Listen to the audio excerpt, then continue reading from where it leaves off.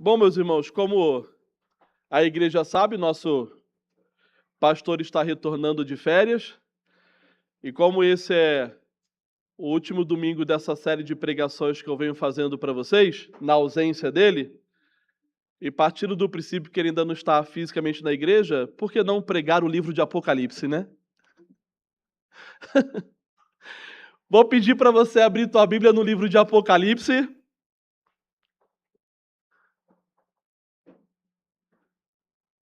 capítulo 21.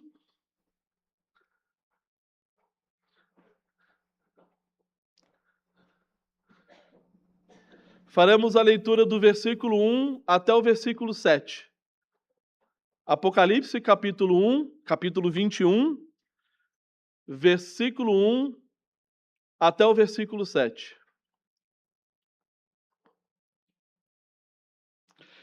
E a palavra de Deus diz assim: Vi novo céu e nova terra, pois o primeiro céu e a primeira terra passaram, e o mar já não existe. Vi também a cidade santa, a nova Jerusalém, que descia do céu da parte de Deus, ataviada como noiva adornada para o seu esposo. Então ouvi grande voz vinda do trono, dizendo: Eis o tabernáculo de Deus com os homens. Deus habitará com eles. Eles serão povos de Deus, e Deus mesmo estará com eles. E lhes enxugará dos olhos toda lágrima, e a morte já não existirá. Já não haverá luto, nem pranto, nem dor, porque as primeiras coisas passaram. E aquele que está sentado no trono disse: Eis que faço novas todas as coisas. E acrescentou: Escreve, porque estas palavras são fiéis e verdadeiras. Disse-me ainda: Tudo está feito. Eu sou o Alfa e o Ômega, o princípio e o fim. Eu, a quem tem sede, darei de graça da fonte da água da vida. O vencedor herdará estas coisas, e eu lhe serei Deus, e ele será meu filho. Texto maravilhoso, não? Vamos orar? Pai querido, tua palavra foi lida, Pai, e que grandes maravilhas esse momento nos aguarda, Senhor, o momento da consumação de todas as coisas. Ansiamos, Pai, por esse momento, e até que ele chegue, nós pedimos, humildemente, de todo o nosso coração, que o Senhor continue falando a cada um de nós, através do teu Santo Espírito. Que a tua palavra essa noite seja pregada e que a tua verdade seja dita ao coração de cada um que está aqui. É isso que te pedimos. Em nome de Jesus, amém. Meus irmãos, tem um louvor, não sei se ele é tão conhecido ou não, mas a gente conheceu esse louvor tem, acho que aproximadamente uns 2, 3 anos, e a gente teve o prazer de ver o grupo que compôs a música cantar esse louvor. E é um louvor que a Fernanda adora, ela é apaixonada nesse louvor. Se você não conhece, eu recomendo que você procure depois para ouvir. O nome se chama Tapeceiro. É de um grupo chamado Trio Tris.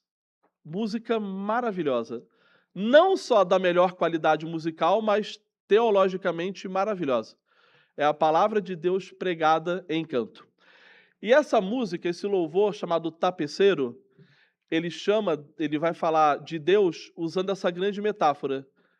Jesus como essa grande metáfora, o tapeceiro que vai tecendo a história da nossa vida, e enquanto a história vai sendo tecida, a gente olha esse tapete do avesso e a gente não consegue entender muitas vezes, olhando de trás, os desenhos que são formados.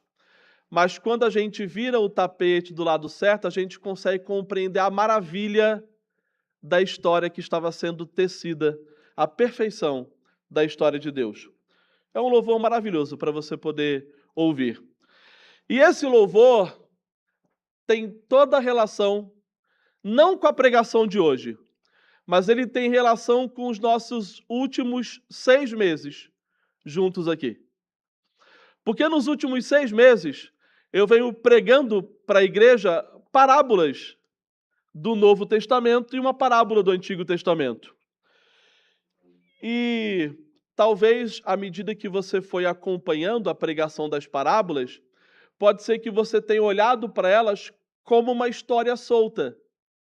Uma hora a parábola falava de um tema, depois a gente passou para outra parábola falando de outro tema, e pareciam histórias que, claro, todas elas estão conectadas porque é a palavra de Deus, mas de repente você sozinho não fez até agora uma relação contínua entre a história que vinha sendo contada. E é exatamente nessa jornada que eu quero conduzir você nesta noite. Eu quero, primeiro, que você compreenda por que nós pregamos as 6 parábolas que foram pregadas nessa ordem até o dia de hoje. E como que essas 6 parábolas se conectam com Apocalipse capítulo 21, versículo 1 a 7, que nós lemos aqui. A primeira parábola que foi pregada dessa série foi a parábola do tesouro perdido. Mateus 13, 44 a 46. E nessa parábola nós aprendemos o seguinte, que o reino de Deus é um tesouro de valor incomparável que encontramos em Cristo Jesus. A primeira lição que você levou dessa parábola é que Cristo e o seu reino são o maior tesouro que nós podemos encontrar.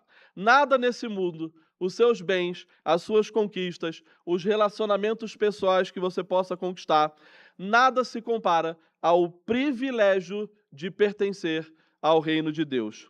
E quando a gente compreende quem é Cristo, e quando a gente compreende o que Cristo fez e conquistou, atribuído a cada um de nós, tudo na nossa vida passa a ocupar o lugar que é devido, que não é o primeiro lugar, que não é o mais importante, que não é aquilo que nós temos de mais valor.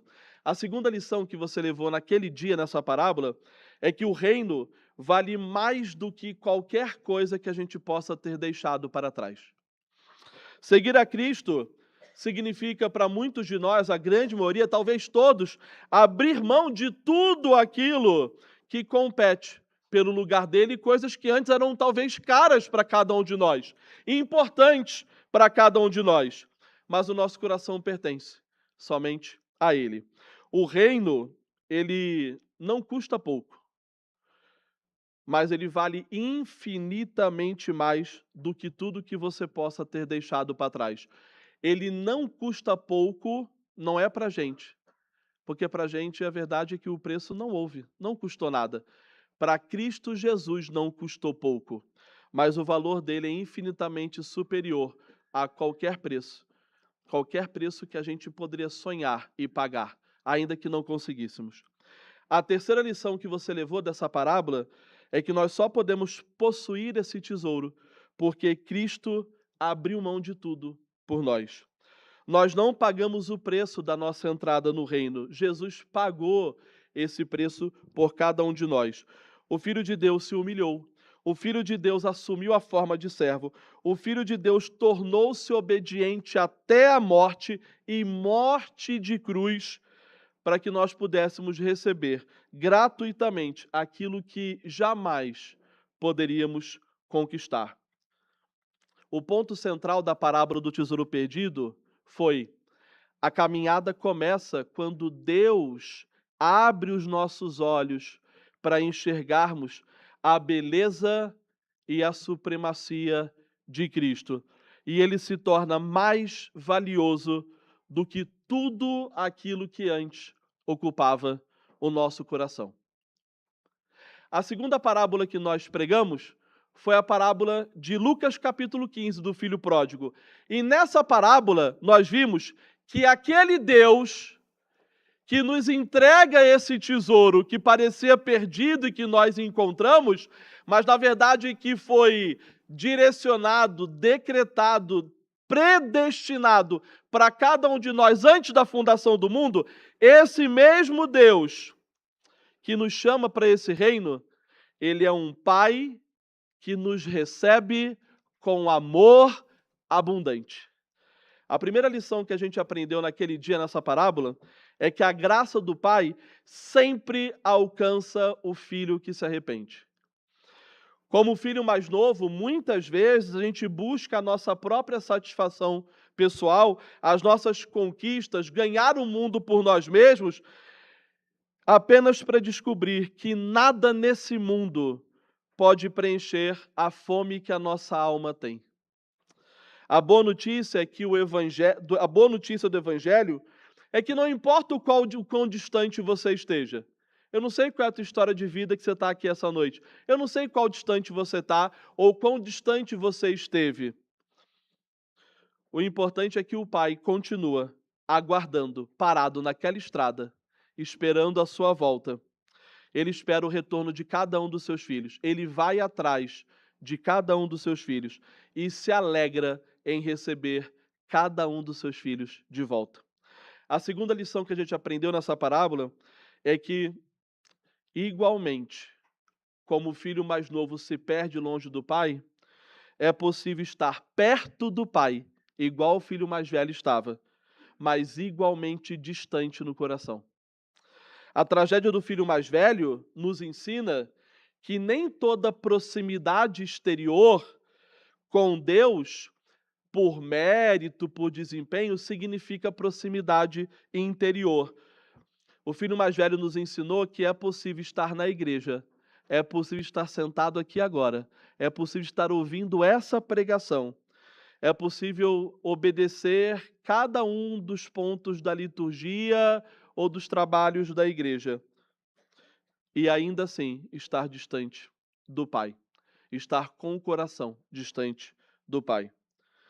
O terceiro ponto que nós aprendemos nessa parábola é que o amor do Pai é maior do que o nosso pecado de afastamento e do que a nossa tentativa de controlá-lo ou ganhá-lo pelos méritos ou pelo desempenho. A gente aprendeu que o personagem central daquela parábola não é o filho pródigo mais novo, nem o filho mais velho, mas é o pai pródigo. O pai que abundantemente, sem limite, ama seus filhos. Ele sai ao encontro do rebelde para recebê-lo, mas também sai ao encontro do filho religioso para recebê-lo. A maior verdade dessa parábola é que não existe pecador arrependido que o pai se recuse a receber. O ponto central da parábola do filho pródigo é que não somos apenas encontrados, somos recebidos. O Evangelho revela um pai que busca, que restaura e que, acima de tudo, se alegra com pecadores que retornam para casa. E aí nós entramos na terceira parábola pregada, a parábola dos trabalhadores da vinha, Mateus 20. E nessa parábola nós aprendemos que esse chamado que aquele pai que nos ama abundantemente, tanto o filho rebelde quanto o filho religioso, esse chamado, ele não acontece porque a gente merece ele. Esse chamado acontece porque Deus nos dá graça e misericórdia, ainda que o pagamento que a gente deveria receber não fosse esse. Primeiro ponto que a gente aprendeu nessa parábola é que Deus nos busca pessoalmente antes que a gente busque Ele. E cada um é buscado no horário diferente. Tem que eles são buscados às 6 da manhã, às 9 da manhã, ao meio-dia, às 3 da tarde, às 5 da tarde. Mas todos somos buscados pessoalmente pelo Pai, antes que a gente o busque. A parábola nos ensina que o dono da vinha é quem sai repetidas vezes buscando trabalhadores. Assim também acontece conosco. Nossa história com Deus não começa quando nós decidimos procurá-lo, mas é quando Ele, com toda a sua graça, com toda a sua misericórdia, vem ao nosso encontro e nos busca pessoalmente. O segundo ponto que nós aprendemos nessa parábola é que a graça de Deus é infinitamente maior que todo o trabalho ou mérito que a gente possa ter. Todos os trabalhadores receberam exatamente aquilo que necessitavam. E não porque trabalharam a mesma quantidade ou porque trabalharam de forma igual ou mais ou menos. Não tem a ver com quanto eles trabalharam, mas é porque o dono da vinha é bondoso demais e nos dá exatamente aquilo que nós precisamos. O Evangelho nos ensina que a salvação, ela jamais será uma recompensa pelo nosso desempenho espiritual. Diante da cruz não há credenciais, não há títulos, não há pronomes, não há reverência. Diante da cruz não há títulos ou conquistas humanas. Diante da cruz há apenas pecadores alcançados por uma misericórdia divina. O terceiro ponto que nós aprendemos daquela parábola é que a nossa esperança está na soberania de Deus e na obra perfeita de Cristo. O proprietário da vinha deixa claro que pertence a ele o direito de agir graciosamente conforme a sua vontade. A salvação é, do início ao fim, uma obra soberana de Deus.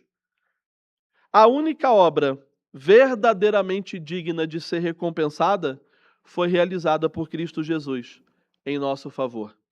Aquele que nos chamou para a sua vinha é o mesmo que nos sustentará até o fim, para a glória do seu nome.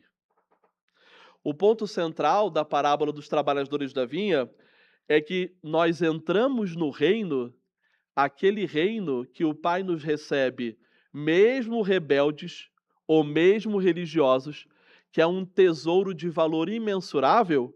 O Pai nos recebe nesse reino não por mérito, não por desempenho, não por justiça própria, não por anos ou décadas de serviço dedicado à igreja. Não é por isso que ele nos recebe. Ele nos recebe pela bondade soberana dele. É a bondade daquele que nos chama, que nos permite entrar no reino. E aí nós fomos para a parábola de Lucas, capítulo 16, a famosa parábola do rico e Lázaro. E na parábola do rico e do Lázaro, a gente viu que essa graça soberana que Deus derrama sobre nós e que nos chama de forma irresistível, ela nos chama para um arrependimento urgente. O primeiro ponto que a gente aprendeu naquela parábola é que a graça de Deus nos chama ao arrependimento enquanto ainda há tempo. A gente aprendeu que de várias formas aquele rico da parábola deixou que fosse tarde demais. A parábola do rico e do Lázaro nos lembra que as oportunidades que Deus nos concede nessa vida não são infinitas. Nós não temos oportunidades infinitas enquanto estamos aqui. O rico viveu para si mesmo durante o tempo que ele tinha e percebeu tarde demais que aquilo que deveria ter sido percebido em vida deveria ter provocado nele arrependimento. O Evangelho nos convida a não adiar essa resposta, a resposta ao chamado de Cristo. O dia da salvação é um só. Hoje. Hoje é o dia da salvação.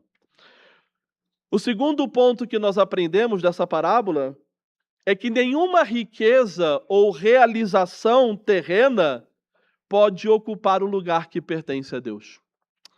O problema do homem rico não era possuir bens.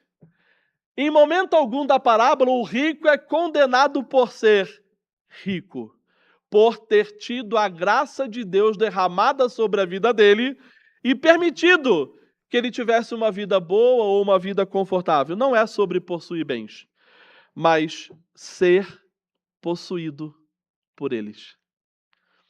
O Evangelho nos chama a viver neste mundo sem fazer deste mundo a nossa esperança. Nosso tesouro não está naquilo que nós acumulamos, mas naquele que nos comprou pelo seu sangue.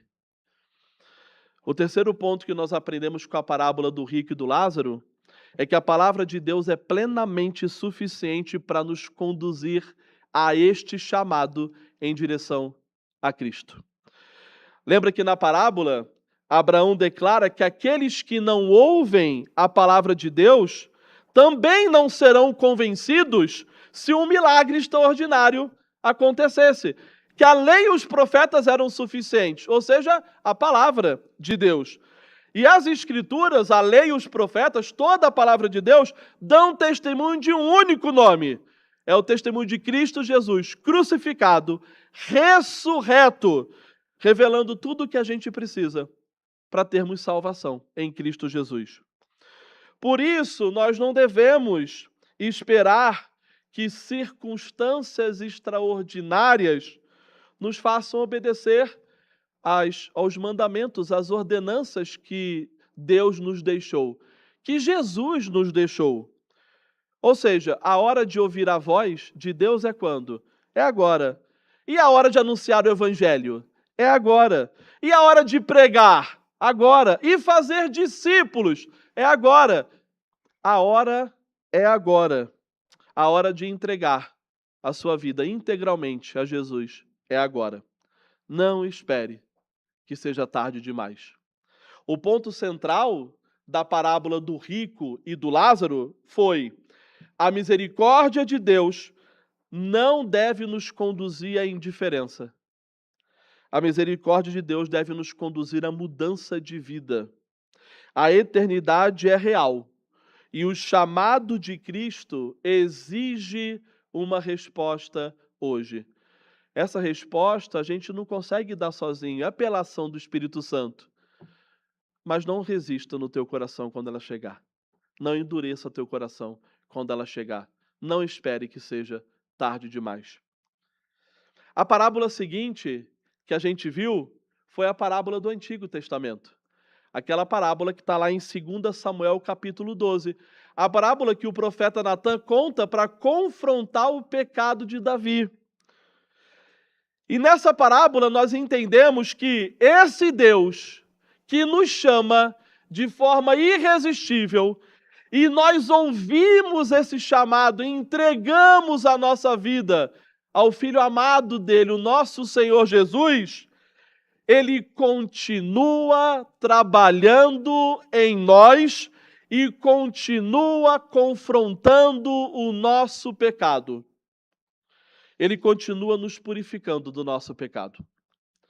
O primeiro ponto que a gente aprendeu nessa parábola é que todo pecado nos afasta de Deus e precisa ser reconhecido diante dele. Lembra que o pecado de Davi nos lembra que nenhum pecado é pequeno, pois antes de ferir as pessoas, esse pecado, em primeiro lugar, fere a Deus. O mesmo Deus contra quem pecamos é aquele que, em sua misericórdia, nos chama ao arrependimento e nos convida a voltar para ele. O segundo ponto que nós aprendemos daquela parábola é que o pecado oculto corrói a alma, mas a confissão produz vida. O pecado nunca permanece isolado e inofensível, por menor que ele seja. Ele endurece o coração, ele conduz à morte espiritual e, quando é alimentado pelo silêncio, ele desenvolve, cresce e nos leva a outros pecados. Davi tentou esconder por meses os pecados que ele cometeu, mas experimentou a mão do Senhor pesando sobre ele e o disciplinando. E Deus nos chama a não resistir à sua voz, a não resistir à sua disciplina, a não resistir ao seu convite de arrependimento, mas nos convida a vivermos na luz, confessando nossos pecados, antes que eles produzam frutos mais amargos em nossa caminhada. O terceiro ponto que a gente aprendeu com aquela parábola é que Deus nos confronta para nos restaurar plenamente em Cristo. Quando Natan diz assim para Davi: "Tu és o homem", Deus não está destruindo Davi. Deus não está humilhando Davi. Deus não está querendo o mal de Davi. Não é a destruição de Davi. O que Deus quer é o perdão completo de Davi. O que Deus quer é a purificação e a restauração definitiva de Davi. O Deus que confronta é o mesmo Deus que purifica pelo sangue do seu Filho e faz pecadores arrependidos se tornarem novas criaturas. O confronto amoroso do Senhor é uma expressão da sua graça. O ponto central daquela parábola era que a vida cristã não é ausente de quedas, mas uma caminhada cristã é uma caminhada de transformação nas mãos de um Deus que disciplina, nas mãos de um Deus que restaura, nas mãos de um Deus que santifica seus filhos. E foi assim que nós chegamos na última parábola pregada nessa série de 6. A parábola de Mateus 25, a parábola das 10 virgens. Porque esse povo que é chamado, restaurado, justificado pela graça, pela misericórdia, pela soberania de Deus, esse povo recebe uma ordem, que é viver em vigilância e em perseverança enquanto aguarda o noivo voltar. Primeira lição que a gente aprendeu na parábola das 10 virgens é que a volta de Cristo vai ser um encontro definitivo com o noivo esperado e vai ser uma alegria, será uma festa. A parábola das 10 virgens nos lembra que o reino de Deus não termina numa espera vazia, mas culmina em uma celebração perfeita, que a palavra chama de as bodas do Cordeiro. O nosso Senhor voltará para buscar a sua igreja e conduzi-la à eterna comunhão com Ele. A segunda lição que nós aprendemos nessa parábola é que a verdadeira fé é revelada por uma vida preparada para a volta do noivo. As 10 virgens, elas tinham algumas coisas em comum. Elas tinham aparência semelhante, todas tinham lâmpadas, todas esperavam o noivo, todas faziam parte da comitiva. A diferença não estava no exterior, mas na realidade interior. Algumas estavam preparadas, outras não. E Jesus nos ensina que a verdadeira fé produz a perseverança, produz a santidade, produz uma vida conduzida pelo Espírito Santo. Ou seja, não basta você estar perto ou próximo das coisas de Deus. É necessário pertencer verdadeiramente a Cristo. E o terceiro ponto daquela parábola foi: devemos viver o hoje em constante vigilância e dependência da graça de Deus. O chamado de Jesus é claro no final daquela parábola. Vocês lembram? Vigiai, pois, porque não sabeis o dia nem a hora. Ou seja, a vigilância cristã, ela não é baseada no medo ou na ansiedade. Lembram dessa lição? Não é para que você viva com medo ou com ansiedade. Mas tinha uma expressão que eu compartilhei com a igreja, eu falei, essa expressão é maravilhosa. É para vivermos em santa expectativa. Lembra dessa expressão? Santa expectativa. Buscando conhecer mais a palavra, buscando em oração, buscando obedecer e servir, enquanto aguardamos a volta do nosso Senhor. Só que essa perseverança, ela não nasce da nossa própria força, mas é da graça de Deus que nos sustenta. O mesmo Senhor que nos ordena a vigiar é aquele que preserva seus filhos até o grande dia em que estaremos para sempre com Ele. O ponto central daquela parábola é que a graça de Deus nos alcança, e essa graça que nos alcança é a mesma que nos sustenta até o final. Ou seja, nós perseveramos pela fé. É a fé verdadeira que nos faz perseverar. É a fé verdadeira que nos faz vigiar. É a fé em Cristo Jesus. Ou seja, se nós olharmos para toda a história que nós ouvimos até aqui, contada por cada uma dessas parábolas, nós vimos que o reino de Deus é um tesouro incomparável que encontramos em Cristo Jesus.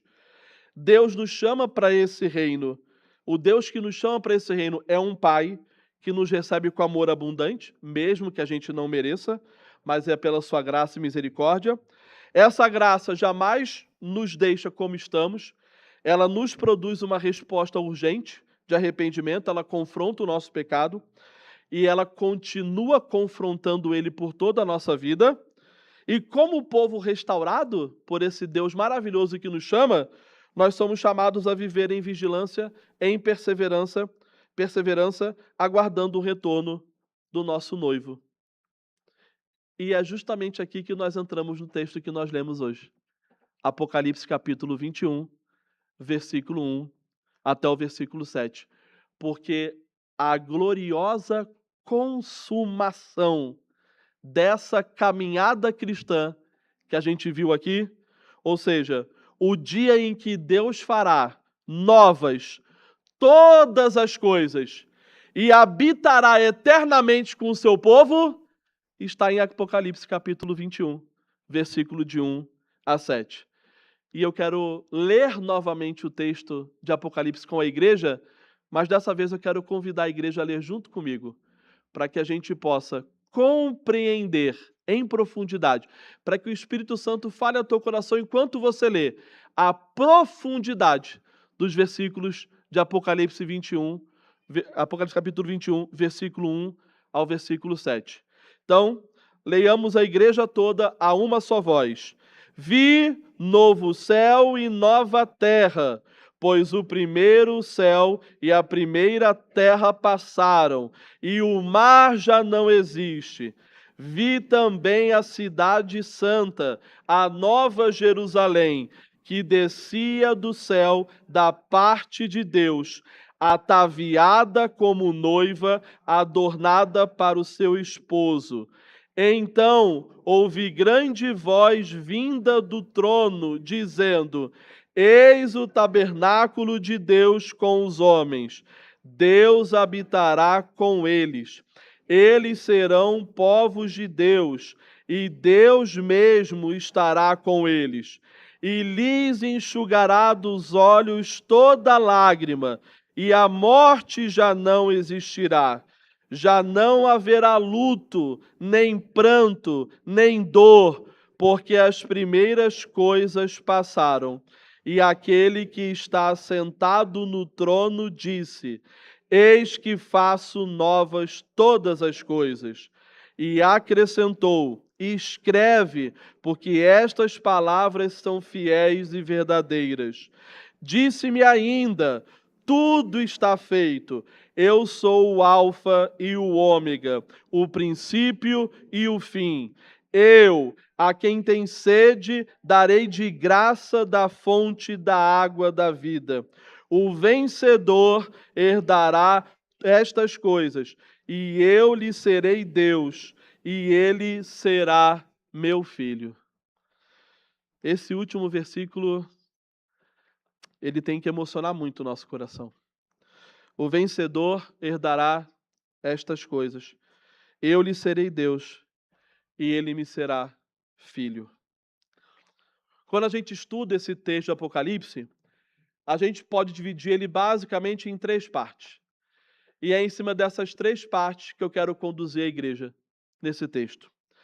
A primeira parte vai falar sobre como a nossa caminhada cristã termina. E ela termina na presença gloriosa do nosso Deus.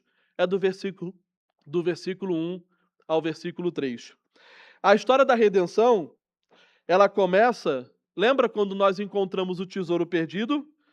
E ela culmina, ela termina quando Deus habita eternamente com o seu povo. João, ele está contemplando um novo céu e uma nova terra, não como destruição de tudo aquilo que Deus fez, mas é a gloriosa renovação da criação. O Deus que nos chamou pela graça é esse mesmo Deus que conduz toda a história a esse propósito final. Restaurar plenamente aquela comunhão que nós perdemos lá no Jardim do Éden. Ou seja, a Nova Jerusalém que desce do céu, ela nos lembra que a salvação sempre foi exclusivamente divina, a ação soberana e graciosa de Deus, do início ao fim. É o Pai que nos recebeu lá em Lucas 15, na parábola do filho pródigo. Agora ele nos recebe definitivamente na sua presença. O evangelho, ele não termina só com o perdão dos pecados, como a gente viu ao longo de algumas parábolas, mas é na consumação dessa aliança que Deus fez conosco, com o seu povo. E esse versículo nos mostra isso. Eles serão povo de Deus, e Deus mesmo estará com eles. A nossa maior herança nunca foi um lugar, mas é a presença do próprio Deus no meio do seu povo. A segunda parte desse texto, Apocalipse 21, agora o versículo 4 e 5, ele fala sobre a extinção de todo sofrimento. Todo sofrimento será definitivamente vencido pela obra consumada de Cristo Jesus. É no retorno do Cordeiro, é quando o noivo volta, que toda a obra que ele começou é consumada. E a partir daí, todo sofrimento deixa de existir. A graça de Deus nos chama, nos produz arrependimento, confronta nosso pecado, nos ensina a perseverar, a ser plenamente, a ser vigilante até a volta do noivo. E toda essa perseverança, vigilância, esse chamado será plenamente consumado na volta dele. O Senhor promete nessa volta enxugar dos nossos olhos toda lágrima. O Senhor promete o fim da morte, a extinção do luto, o pranto ou a dor. Nada disso existirá mais, porque a antiga ordem já passou. Aquilo que hoje a gente experimenta, em parte, que nós não conseguimos plenamente desfrutar dessas bênçãos, a gente viverá essa realidade perfeita e definitiva em novos céus e nova terra.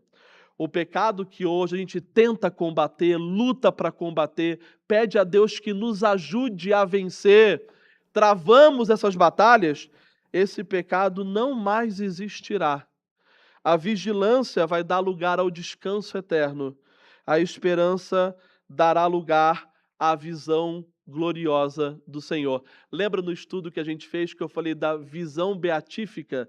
Aquela visão da glória de Deus na eternidade? Pois é em novo céu e novos céus e nova terra, onde nós poderemos, enfim, desfrutar dessa visão. Aquilo que antes era só uma esperança, em Apocalipse 21, é uma visão.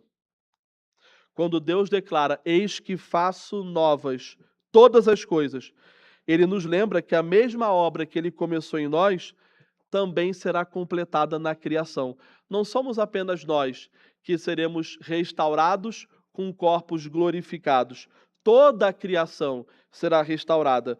A vitória conquistada por Cristo na cruz, ela alcançará a sua expressão máxima quando não restar nenhum vestígio da queda, não só em nós, mas em toda a criação.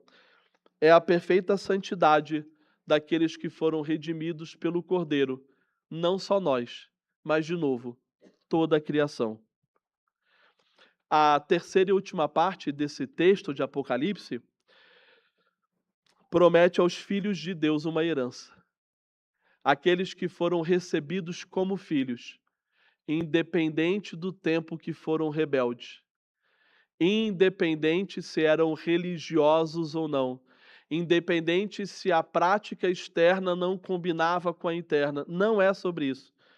Os filhos de Deus, aqueles que foram verdadeiramente chamados por aquele Deus gracioso, eles herdarão eternamente tudo aquilo que lhes foi prometido. Não porque eles merecem, mas porque Cristo merece. Não porque nós somos dignos, mas porque Cristo é digno.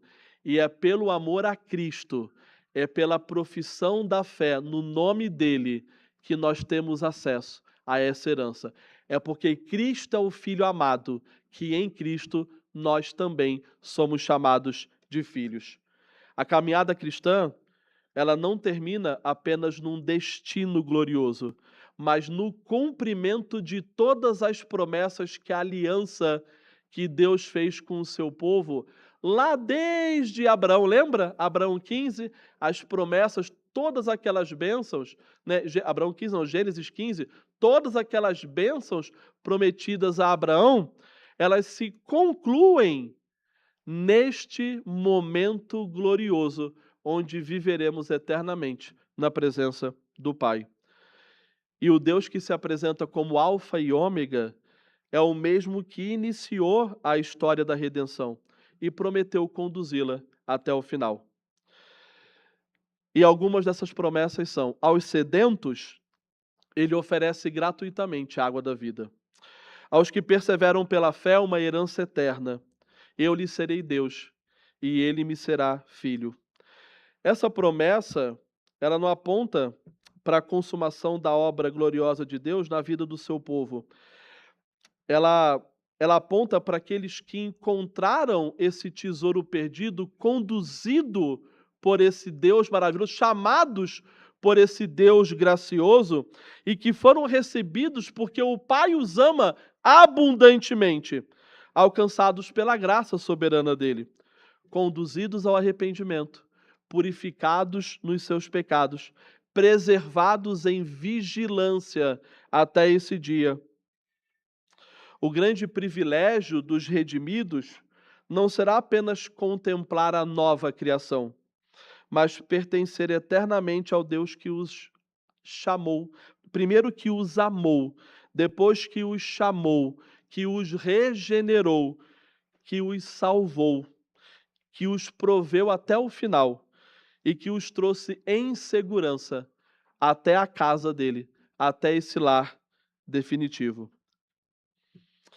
Mas antes de finalizar, eu quero chamar a atenção da igreja para um ponto interessante dessa passagem.